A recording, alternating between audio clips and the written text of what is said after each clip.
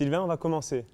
Et oui, merci Hassan. Il est l'heure de votre best-of de la semaine. Bonsoir à tous. Merci d'être au rendez-vous sur Monaco Info. Ensemble, nous allons revivre les temps forts de cette semaine écoulée sur notre antenne. Des invités divers et variés ont abordé avec nous l'actualité. On pense par exemple à la nouvelle plateforme numérique Monaco Santé, au rallye Monte-Carlo, au Blue Monday, cette journée soi-disant la plus déprimante de l'année, ou encore le Vendée Globe, dont l'arrivée des premiers concurrents est imminente. Sans plus attendre, voici le best-of de la semaine. Il est monté par Véronique Rodriguez. Ce que nous voulions tous ensemble, c'est-à-dire puissance publique et puis acteurs du monde de la santé, c'était proposer un portail qui fluidifie la relation et qui nous rapproche. Donc qui permettent au public d'avoir des renseignements, de prendre des rendez-vous, de consulter l'annuaire des professionnels de santé et qui permettent aux acteurs du monde de la santé d'échanger entre eux, de recevoir de l'imagerie médicale et d'autres applications encore. Didier Gamerdinger, le numérique est un réel support dans le domaine de la santé. Qu'apporte-t-il en plus ?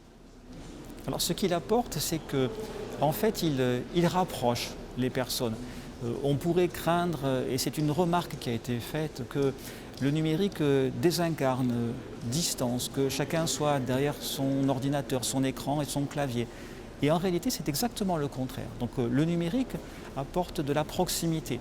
Je vais pouvoir savoir ce qui se passe en Principauté de Monaco dans le monde de la santé. La direction de l'action sanitaire pourra passer des messages sur les campagnes de prévention, l'alcool, le tabac, les addictions, le cancer du sein. Et donc on voit bien que ça crée un lien extrêmement fort entre nous. Même chose entre les acteurs du monde de la santé et la patientèle. Donc nous réunir, nous rassembler, faire en sorte que nous soyons plus forts tous ensemble. Sur le CHPG, nous ne sommes pas inquiets. D'abord parce que sur les capacités qu'on a installées, on a encore beaucoup de disponibilité. Les chiffres que je vous ai donnés, ça représente 53% de taux d'occupation en hospitalisation conventionnelle sur l'unité Covid uniquement, sachant qu'on pourrait très bien mettre des patients Covid dans d'autres unités qu'on aménagerait à ce moment-là. Et sur la partie réanimation soins critiques, on est seulement à 42% de taux d'occupation par rapport aux capacités qu'on a installées et donc qu'on peut étendre. Très sincèrement, on a plutôt l'impression que ça se calme, en tout cas sur le profil de patients qui nous intéresse à l'hôpital, c'est-à-dire les patients à risque. On en a peut-être quasiment terminé avec l'effet fête de fin d'année. Néanmoins, je recommande la plus grande prudence. La vaccination est là. La vaccination, c'est probablement ce qui va nous permettre de sortir un petit peu de cette situation de crise. Donc cette fois encore, je ne peux que appeler l'ensemble des personnes résidentes et travaillant en Principauté à une stricte application des gestes barrières et surtout à protéger les personnes à risque. On a créé cet institut de l'adaptation humaine pour essayer de comprendre comment on résiste face aux crises et on savait que des grandes crises systémiques allaient arriver, que ce soit à cause de l'environnement ou autre. Mais personne, pas plus nous que quiconque, avait prévu qu'en 2020, on aurait une telle situation sanitaire et maintenant systémique. Donc non, on n'avait pas prévu. Le monde, il sera celui qu'on va créer. Et la question qu'on doit se poser aujourd'hui, c'est en fonction de tout ce qu'on a appris, de tout ce qu'on a observé, que doit-on faire pour faire en sorte non seulement que ça n'arrive plus, ça c'est une chose, mais qu'on puisse aussi réduire les autres risques qui sont devant nous, à savoir les risques climatiques, les risques sociétaux. Et je crois que l'expérience qu'on a vécue en 2020, qui a touché le monde entier, va, une fois que les choses seront un peu stabilisées, nous inviter à réfléchir ces notions-là. Et ce sera donc positif. Finalement, en toutes circonstances, on peut apprendre ou réussir à tirer le meilleur même des pires expériences. Oui, je crois que c'est justement cette crise nous invite à ça. On a une intelligence collective extraordinaire dans le monde et dans nos pays particulièrement grâce à l'éducation qu'on reçoit. Eh bien, valorisons cette éducation pour pouvoir justement se dire, OK, on s'assoit 2 minutes, on arrête la course, ça vaudra la peine aussi de le faire et on réfléchit à notre futur. Mais surtout, on agit pour qu'il soit possible, pas pour le voir se détruire. Nous sommes en phase avec Jean Castellini, le conseiller de gouvernement, ministre de l'économie et des finances, de renforcer les aides de la CARE, la commission d'accompagnement à la relance économique.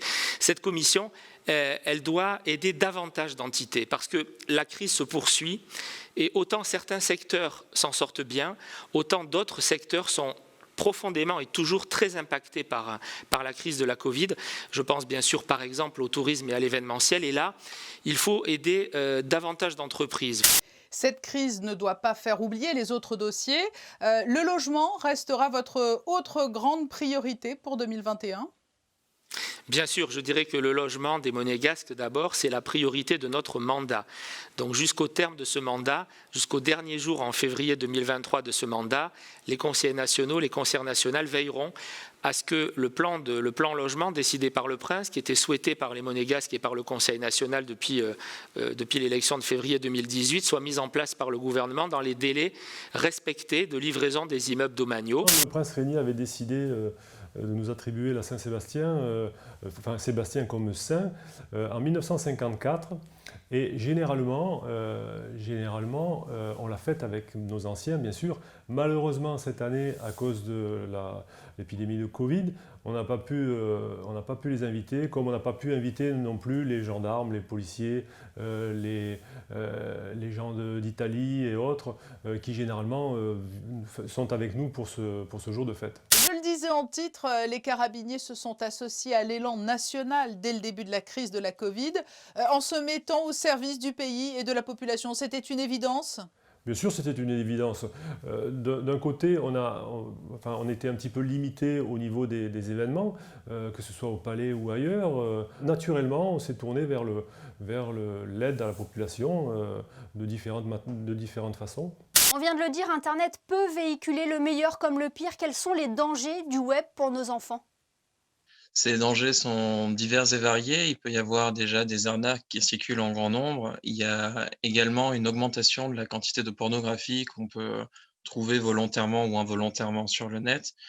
Il y a aussi le développement des réseaux sociaux qui peuvent amener différentes problématiques avec la rencontre d'inconnus, le fait que nos informations privées peuvent se retrouver dans des lieux que nous n'avons pas forcément choisis au départ.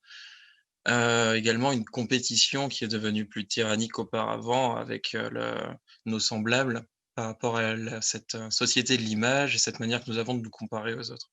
Le discours qu'on essaye de véhiculer par rapport à ça, et quand on s'adresse aux parents, du coup, c'est de dire que ça peut devenir un sujet de conversation. Souvent, l'adolescent ou l'enfant est livré à lui-même dans cet univers numérique. Et ce n'est pas un sujet qui est discuté, ce n'est pas un sujet qui est débattu à table, comme pas considéré comme quelque chose pour faire partie du discours familial. Donc ce qu'on va conseiller, c'est aux parents de s'adresser à leur enfant, à leur adolescent, en faisant comme si, en tout cas en le considérant comme un sujet de conversation normal. Et ce sont des interactions, ce sont des relations sociales, ce sont des activités. On va parler avec son enfant du sport qu'il est en train de faire, on va pas parler avec lui du jeu auquel il est en train de jouer. Donc, bien sûr, il y a des différences à faire, mais c'est un sujet qui peut être amené et discuté. Christian Tornator, vous n'avez pas le choix, mais en rallye sans public, c'est un peu un crève-cœur. C'est vrai que le public, on s'est habitué, même s'il fallait le gérer. Le public avait bien progressé, il avait bien obéi ces dernières années, donc on le surveillait et il était respectueux des consignes. Et c'est vrai qu'on va les laisser en bordure de la route, c'est un peu le cas d'ailleurs pour voir les voitures. Le seul moyen, ça sera de se masser, peut-être pas trop près, mais en tout cas d'être sur les trottoirs et dans les carrefours pour voir passer les voitures, parce que dans les épreuves spéciales, ça sera impossible. Qui attendez-vous sur le podium cette année ? Je pense que c'est un peu toujours les mêmes, hein, c'est-à-dire qu'entre Tanak, Ogier, Evans et Neuville, ça va être une bataille au couteau.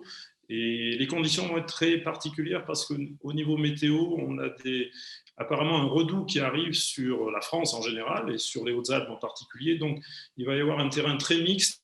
Et comme ils se sont tous entraînés sur la glace et sur la neige, on va forcément avoir des surprises, sans parler des éventuelles sorties de route qui peuvent arriver à n'importe quel moment.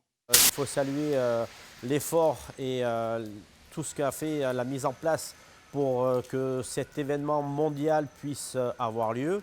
Et il faut vraiment saluer l'Automobile Club aujourd'hui d'avoir réalisé cette prouesse et ce tour de force de pouvoir réaliser dans cette crise sanitaire sans précédent, bien évidemment, un événement aussi mythique que le Rallye Monte-Carlo.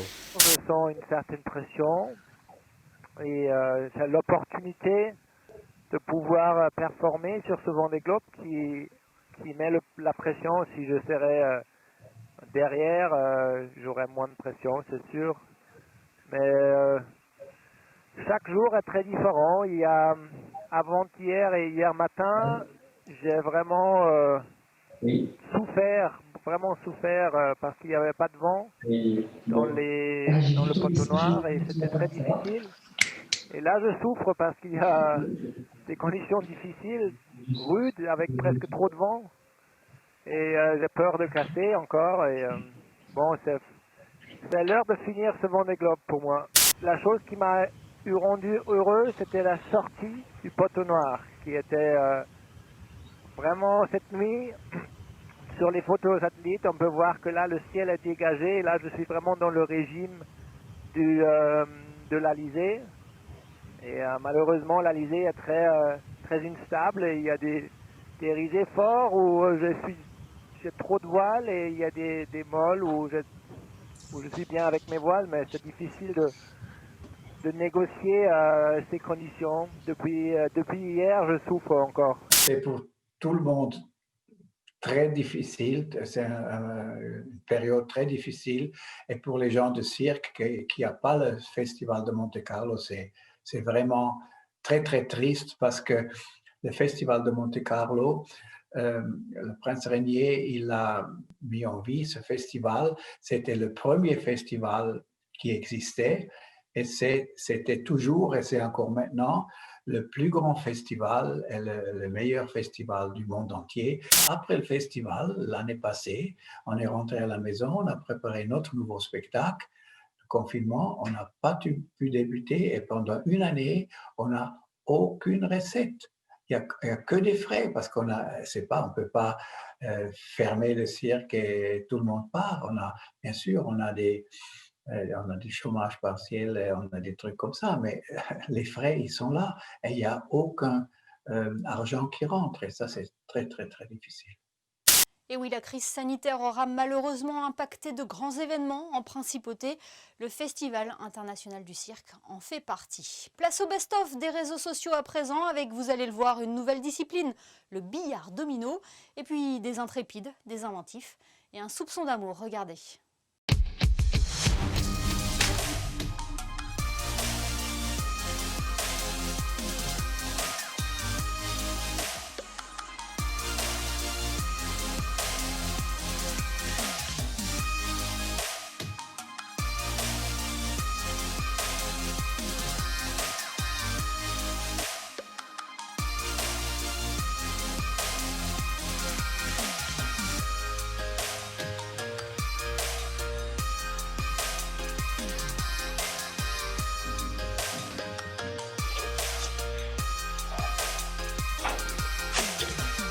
Better than I remember.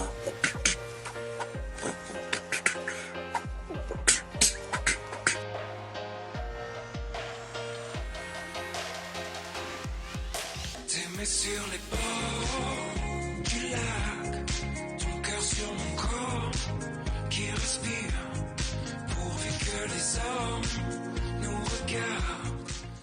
Le best-of touche à sa fin, merci de nous avoir suivis. Lundi, retrouvez Patricia Navarro aux commandes de votre JT pour encore plus d'actualités. Très belle soirée à tous sur Monaco Info.